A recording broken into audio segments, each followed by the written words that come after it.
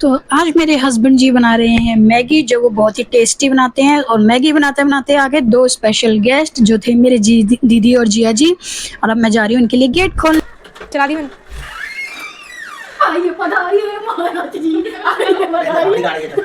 Finally Maggi बन गई और सबने बहुत इंजॉय करी, बच्चों ने करी, बड़ों ने करी। और ये मेरा छोटा सा लड्डू जो मैगी का बहुत बड़ा दीवाना है, और हम इसके लिए लाइट मतलब मिर्च विर्च कम डालते हैं बहुत ज़्यादा।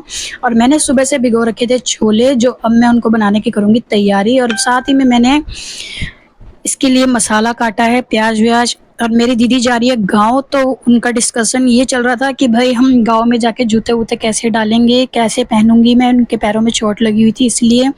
और ये मैडम जी बैठी बैठी सोच रही थी कि यार ये मम्मी का डिस्कशन कब खत्म होगा शूज़ के ऊपर।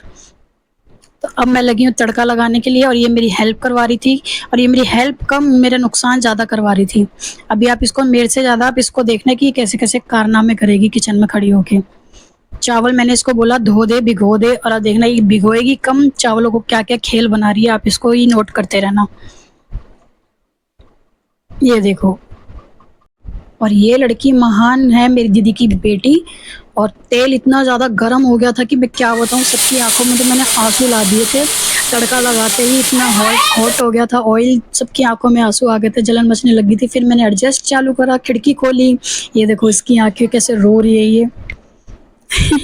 और फिर मेरे लड्डू को ना कभी कभी बर्फ़ खाने की आदत है, तो वो बर्फ़ मांग रहा था और हाथ जोड़ के मांगता है प्लीज़ दे दो, प्लीज़ दे दो। फिर मेरे जिया जी ने इसको गोदी में उठाया और इसने बर्फ़ निकाली, और आराम से मुट्ठी भर भर के निकालता है। छोटी छोटी मुट्ठी में जरा जरा सी आती है, तो ये आराम से खाता है। ये देखो।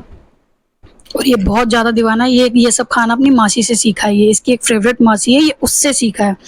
और अब भाई इनका खेल चालू हो गया था, और हम सारे बैठ के इनका खेल देख रहे थे। तो आप लोगों के यहाँ भी कोई ऐसा खेल खेलता है क्या कि घर की चीज़ें बिगाड़ बिगाड़ के ऐसे खेल खेलते हैं? मेरी गद्दी तो पूरी इन्होंने खराब ही कर दी थी, और मैंने इन पे गुस्सा भी करा।